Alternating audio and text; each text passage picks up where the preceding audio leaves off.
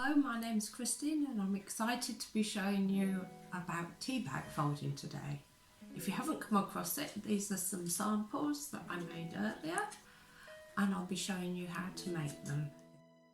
So the story is that a Dutch lady didn't have a birthday card for her sister, and she was in a cafe where they have the little tea bags in sachets that you often see on the continent, and she thought they were so pretty she could make a card out of them. And the rest, as they say, is history. They started to produce specific papers for teabag folding instead of having to drink gallons of tea in order to make one card. But you can use just ordinary decorative paper, which is what I've done for some of them today. So if we move on to the things that you might need to make a teabag folded card, you will need some paper, as already mentioned. You might want a book to show you what to do, or you can just watch this video, a glue stick, a pokey tool and double-sided tape. I found it useful to use this orange stick that I've filched from my daughter, don't tell her. Some sticky fixers of a suitable size for these card candy dots, some scissors, punches and a trimmer. You will also need some bits of scrap paper, a square of paper to practice on, and a cup of tea. So these are the origami symbols. This dashed line represents a valley fold. The dashed and dotted line is a mountain fold. This double arrow shows that you fold and then unfold, in other words, just make a crease. The scissors show you cut. This symbol is for pushing the corner in, and then we've got turning the paper over. I would recommend that when you're trying a new fold, you try it out on a large square of paper first. First of all, do a valley fold diagonally and unfold. Then fold the other diagonal. You need to crease these well and unfold. Then fold in half and in half the other way. This time don't unfold it. Now what you're going to do is lift up this corner and squash down. Then turn over, lift the corner again. If you hold your finger here, it will help. Lift the corner and push down. And you've now got a shape like this, which is one of the basic origami shapes. Then there's only 2 stages left of the folding. Fold up to the middle, the centre line here. Then this is where the orange stick comes in, particularly when you're using a smaller piece of paper. Undo it, raise it up, put your orange stick in, and then squash down.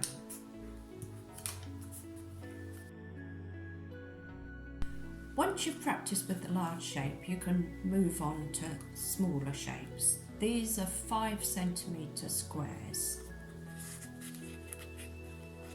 So the diagonal lines, and again. Now at this point you might find that you haven't quite cut it into a proper square, in which case just trim it.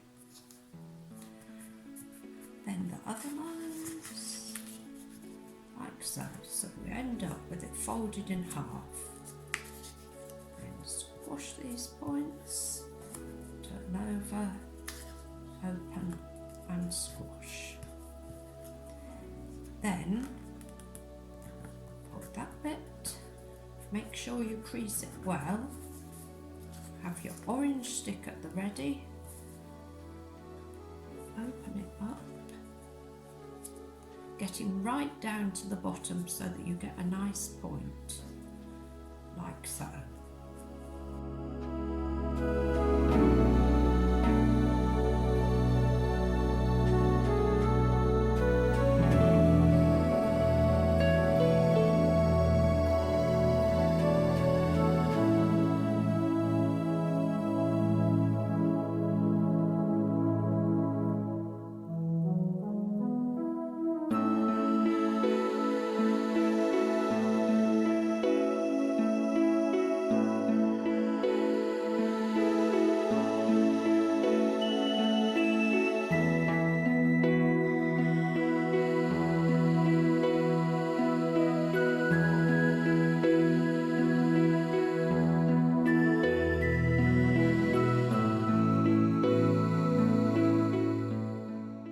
Design, you'll need 4 of the basic shapes. Once you've got them all folded, use a bit of glue on your scrap paper. You can be quite liberal with this. And we're going to use this piece as the centre. So stick the first one down, and then I put glue on the back of the subsequent ones. And what you're doing is lining up these central kites. That's 2. Lining up the next one. That. Using glue means you've got a bit of adjustment time or wiggle time in case things don't quite line up.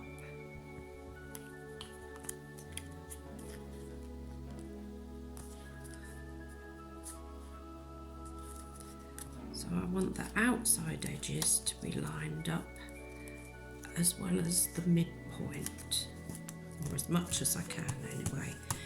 So using your pokey tool,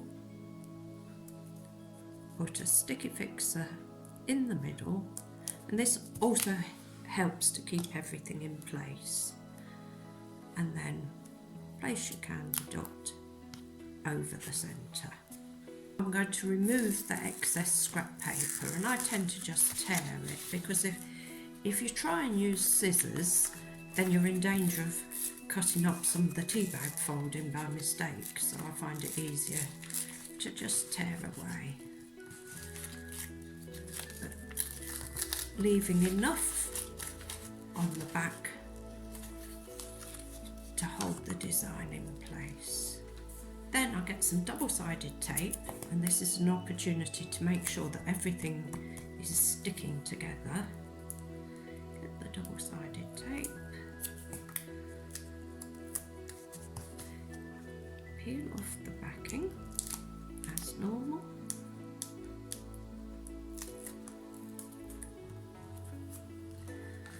and fix it onto a piece of card. Now I quite like this one done at an angle, so I'm going to do that like so. And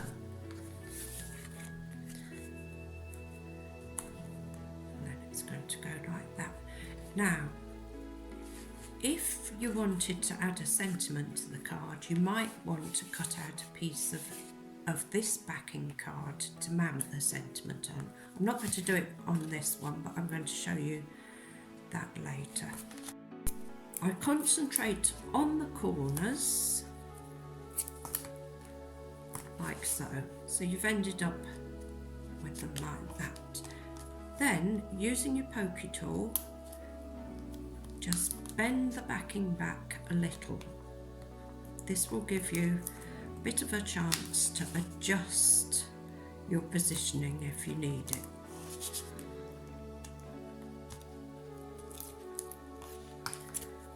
Now hover it over the next layer. When you're happy, push it down, and you can grab these little tails, you hope. Use your pokey tool if you haven't got long enough fingernails. And there we are. and then repeat the sticking, again concentrating on the corners to attach it to the main card.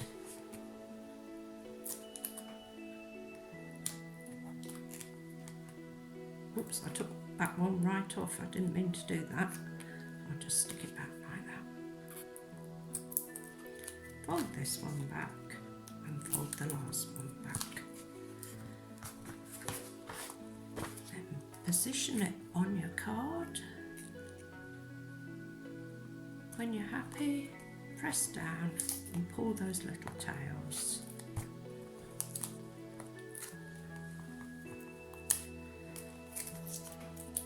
And last but not least,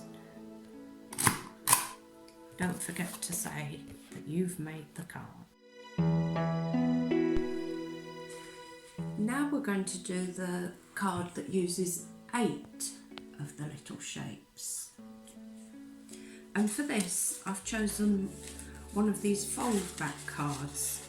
I think it's one that I bought, but it's quite easy to do yourself as well. I've just got a circle like that. And what I'm going to do is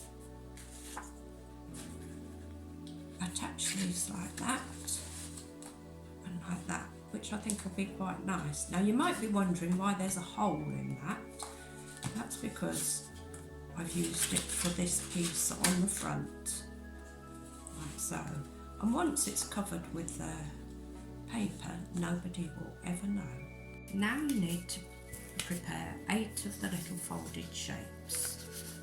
So I'll do one slowly and then we'll whiz through the rest. Both diagonals,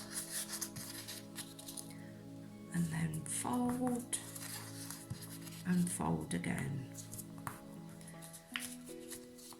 Put the corner in and the other one, like so. Fold up to the central line, and then using your orange stick, open out the little kite shape.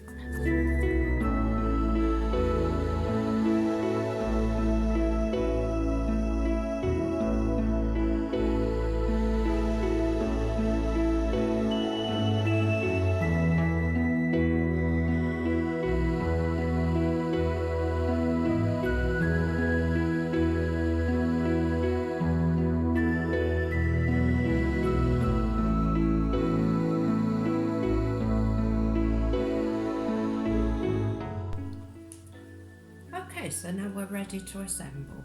So again, put plenty of glue onto your scrap paper, and this time we're putting the designs the other way out, with the point of the kite pointing outwards.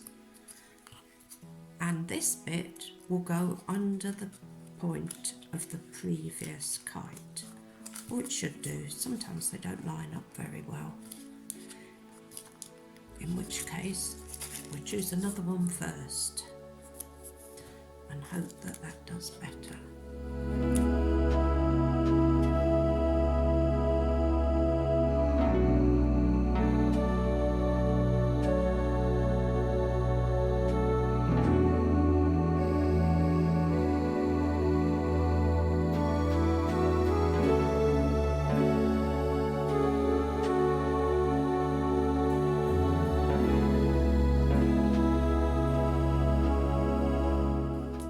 Last one, you have to fiddle a bit to get that in, like so. The candy dot, so put your sticky fixer in the middle, peel off the backing with your pokey tool, and then have a think about which colour you'd like. I did wonder about the green. Let's put it on there to look. I think I'm going to stick with pink. So let's put it on. Just tear away the backing.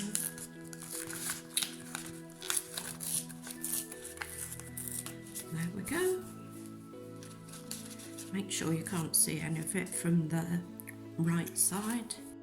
And then add some double-sided tape. And use the tape to make sure that everything's sticking together as it should.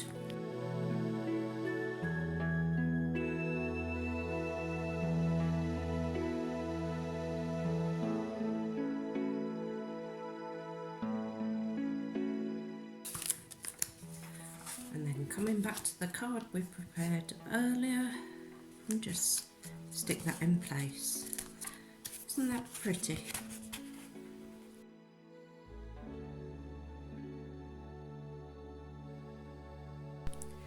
So this is one I prepared earlier, also done with 8 shapes, but because this is pre-printed they're quite little. They're just 1.25 inches each square, so don't try anything this size until you've got used to doing the slightly bigger ones. I wanted to show you this because this is quite a nice pattern, and what I'm going to do is use it to make a little decorative element. So because it's small, I can't hold it into my punch, so I'm using a bit of post-it note so that I can position it within the punch very carefully. There, I think that will do. I'm not cutting off any of the little heads, or not many of them anyway, and punch. Now I want to mount that on something that will tone with the rest of the card, so I'm going to take a circle out of my mat and layering piece, just like so.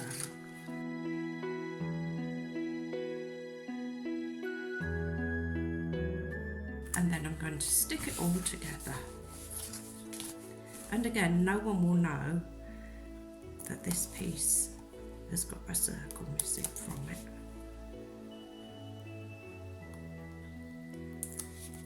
Once it's all assembled.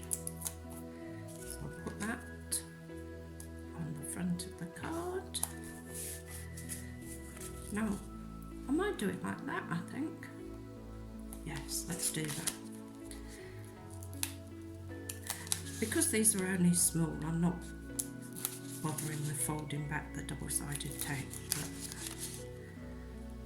you can do if you want. Let's get the bits out of the way.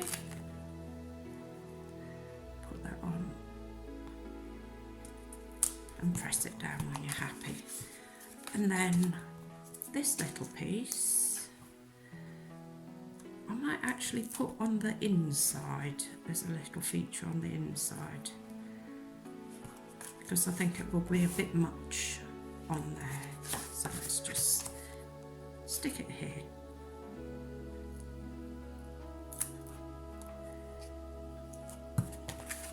And again, let's be proud of our work. There we are. So here's my collection of Teabag folded cards. I do hope you will give this technique a go, because it's such fun. And it's a really good way of using up some of the decorative paper that we've all got. Do let me know if there are any other techniques you'd like me to show on a video, and I'll be happy to give it a go. Goodbye.